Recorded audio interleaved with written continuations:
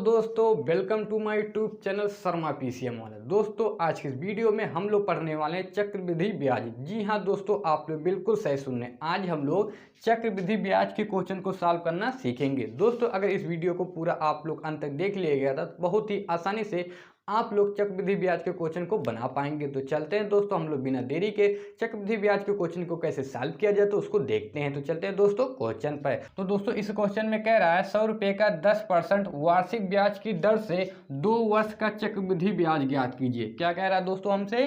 100 रुपये का 10% वार्षिक ब्याज की दर से 2 वर्ष का चक्रवृद्धि ब्याज ज्ञात कीजिए। तो चलते हैं दोस्तों इसको फटाफट सॉल्व करते हैं और इसका चक्रवृद्धि ब्याज निकाल लेते हैं। ठीक है, तो सबसे पहले दोस्तों हम लिखेंगे हल। क्या लिखेंगे? हल। और हल में लिखेंगे दिया है। क्या लिखेंगे? दिया है। ठीक है, तो जो पैसा दिया गया है 100 रुपया मतलब पहला मान, वो किसका मान होता है? मूलधन का होता है। ठीक है, तो हमारा दिया है मूलधन। क्या दिया गया है? मूलधन। तो मूलधन को किस से नोट किया जाए? पी से। तो मूलधन पी बराबर कितना रुपया हमारे पास? 100 रुपया है। ठीक है, तो हो जाएगा मूलधन बराबर 100 रुपया। ठीक है, उसके बाद क्या है? 10% वार्षिक ब्याज की दर से। तो दर का मान कितना है? 10%। तो हमारा दर क्या होता है? आर होता है। तो दर कैपिटल आर बराबर कितना है? 10%। तो हो जाएगा यहाँ पर 10%। ठीक है, कितने समय के लिए कह रहा है? 2 वर्ष के लिए कह रहा है। ठीक है, तो हमारा समय, ठीक है, समय हमारा यन बराबर कितना हो जाएगा?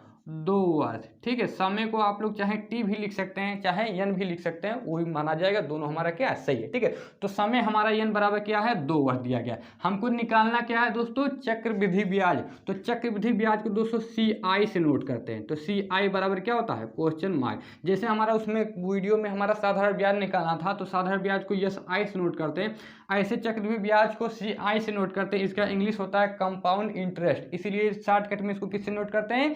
CI से नोट करते हैं। अब दोस्तों हमारा जो चक्रवृद्धि ब्याज निकालने का जो फार्मूला होता है वो दोस्तों हमारा होता है CI बराबर, मतलब चक्रवृद्धि ब्याज बराबर क्या होता है? A माइनस P होता है। ठीक है, मतलब मिश्र धन माइनस मूलधन। तो हमारा यहाँ पर तो मूलधन दिया है लेकिन जो हमारा अमाउंट है मिश्र धन है वो नहीं दिया गया। तो इसका मतलब सबसे पहले हमको क्या निकालना? A का मान निकालना होगा, मिश्र धन निकालना होगा। अगर हमारे पास मिश्र धन नहीं रहेगा तो हम चक्रवृद्धि ब्याज नहीं निकाल पाएंगे। तो कुल मिला जुला कर सबसे पहले हमको क्या निकालना होगा? A निकालना होगा। ठीक है, तो दोस्तों चलते हैं अब A को हम निकालते हैं। ठीक है, तो हमारा जो होता है A बराबर फार्मूला है। ठीक है, जो होता है चक्रवृद्धि मिश्र धन A बराबर जो हमारा फार्मूला होता है वो होता है P कोष्टक में 1 प्लस R बटे 100 और पूरे के बटे में यन होता है। जी हाँ दोस्तों, जो हमारा अमाउंट निकालने का जो फार्मूला होता है A बराबर वो होता है P कोष्टक में 1 प्लस R बटे 100 और पूरे के पावर क्या होता है? यन होता है। ठीक है, अब हमारा हो जाएगा यहाँ A बराबर, अब देखो P है मतलब मूलधन, तो देखो P का मान कितना है? 100 रुपया है।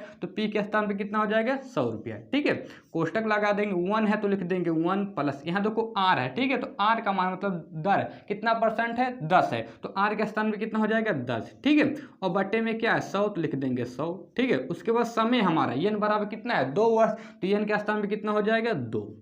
इतना समझ में? देखो कैसे रखा है हमने। A बराबर रखा, P का मान दिया था हमारा मूलधन 100 रुपया, तो P के स्थान पर 100 रखा। 1 है तो 1 लिख दिए, प्लस है तो प्लस। R मतलब दर हमारा 10% था तो R के स्थान पर 10 रखा और बट्टे में 100 था, बट्टे में 100 लिया। फिर यहाँ यन लिखा था मतलब समय, तो यन बराबर हमारा समय कितना था? 2 वर्ष, तो यन के स्थान पर हमने रखा 2। ठीक है, फिर हमारा यहाँ से हो जाएगा दोस्तों A बराबर 100 और यहाँ पर अब देखो क्रॉस गुणा करा देंगे। ठीक है, इसके नीचे दोस्तों कुछ नहीं है तो 1 मान सकते हैं। अब दोस्तों हम 100 को गुणा जब 1 में कराएंगे तो कितना आ जाएगा? 100। तो 100 एकन्ने 100। ठीक है, प्लस है तो प्लस का सिंबल लगा दें। फिर हम 1 का गुणा 10 में कराएंगे तो कितना आएगा? 10 एकन्ने 10, तो 10 ही आ जाएगा। ठीक है, 10 हो जाएगा।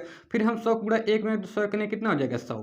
ठीक है, उसके बाद कोष्टक बंद कर देंगे और पावर 2 है तो पावर 2 लिख देंगे। ठीक है, इतना समझ में आ गया? 100 एकन्ने हमारा 100 हुआ, प्लस है तो प्लस, फिर 10 एकन्ने 10 हो गया और फिर 100 एकन्ने 100। ठीक है, इतना समझ में आ गया? फिर दोस्तों हमारा हो जाएगा अमाउंट A बराबर यहाँ 100 और बीच में दोस्तों यहाँ गुणा का सिंबल होता है तो हम गुणा का सिंबल यहाँ लगा सकते हैं। ठीक है, और कोष्टक में अब दोस्तों 100 और 10 को जोड़ेंगे तो दोस्तों में कितना आ जाएगा? 110। तो हो जाएगा 110 और बटे में दोस्तों क्या हो जाएगा हमारा? 100। ठीक है, और पावर में क्या है? 2 है तो लिख देंगे 2।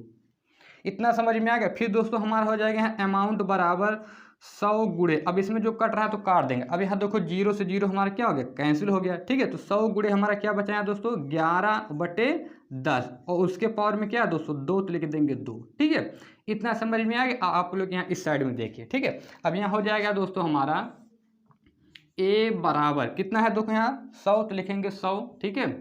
और गुणे में देखो 11/10 के पावर क्या 2, इसका मतलब जो 2 दिया गया एक 11 के पावर भी है और 10 के पावर भी है। इसका मतलब 11 का क्या पूछा है, वर्ग पूछा है, तो 11 का वर्ग कितना होता है 121, तो लिख देंगे यहाँ पर 121। बटा का सिंबल है तो बटा का सिंबल लगा देंगे। फिर दोस्तों 10 का वर्ग कितना होता है 100, तो लिख देंगे यहाँ पर 100, ठीक है। इतना समझ में आ गया। फिर दोस्तों यहाँ ए बराबर, अब यहाँ देख रहे हैं 100 से 100 कैंसिल हो रहा है, तो ये हमारा 100 से 100 क्या हो गया, कैंसिल हो गया। तो ए बराबर में केवल क्या बचा 121, तो दोस्तों हमारा अमाउंट कितना आ जाएगा 121 रुपया आ जाएगा, ठीक है दोस्तों। इस प्रकार हमारा अमाउंट आ चुका, ए का मान आ चुका। अब चलते हैं, बहुत ही आसानी से हम लोग चक्रवृद्धि ब्याज का फार्मूला लगाते हैं, CI बराबर A माइनस P, और आसानी से चक्रवृद्धि ब्याज निकाल लेते हैं, ठीक है। तो दोस्तों लिखेंगे यहाँ, अब क्या लिखेंगे दोस्तों, अब चक्रवृद्धि ब्याज मतलब CI बराबर क्या होता है दोस्तों, अप्पू माइनस पप्पू, मतलब क्या होता है A माइनस P, मतलब मिश्र धन माइनस मूलधन। अब दूसरा CI है तो लिखेंगे दोस्तों CI बराबर, ठीक है। अब दोस्तों अप्पू मतलब अमाउंट, अप्पू का मान कितना है 121 रुपया, तो एक स्थान पे कितना हो जाएगा 121, ठीक है। माइनस है तो माइनस का सिंबल लगा देंगे। अब देखो P क्या मतलब होता है, मूलधन होता है, तो मूलधन P बराबर कितना है 100 रुपया, तो P के स्थान पे कितना हो जाएगा हमारा 100 रुपया, ठीक है। फिर हो जाएगा हमारा यहाँ चक्रवृद्धि ब्याज CI बराबर, अब दोस्तों हम 121 में से 100 रुपया को घटा देंगे तो दोस्तों हमारे कितना आ जाएगा 21 रुपया आ जाएगा, और यही दोस्तों हमारा क्या हो जाएगा फाइनल आंसर। इस प्रकार दोस्तों हमारा चक्रवृद्धि ब्याज CI बराबर कितना आ जाएगा 21 रुपये। इस प्रकार दोस्तों जब हम 100 रुपये का 10% वार्षिक ब्याज की दर से 2 वर्ष का जब चक्रवृद्धि ब्याज निकालेंगे तो दोस्तों उत्तर हमारा कितना आ जाएगा 21 रुपया आ जाएगा। आई होप आप लोग को दोस्तों शायद ये क्वेश्चन बहुत ही अच्छे से समझ में आ गया होगा। दोस्तों अगर ये क्वेश्चन आप लोग को अच्छे से समझ में आ गया है तो इस वीडियो को एक बार लाइक कर दीजिए, और अगर दोस्तों चैनल पर नए हो तो चैनल को सब्सक्राइब भी कर दीजिए। अब मिलते हैं दोस्तों नेक्स्ट वीडियो में नए टॉपिक के साथ, तब तक के लिए दोस्तों जय हिंद, वंदे मातरम।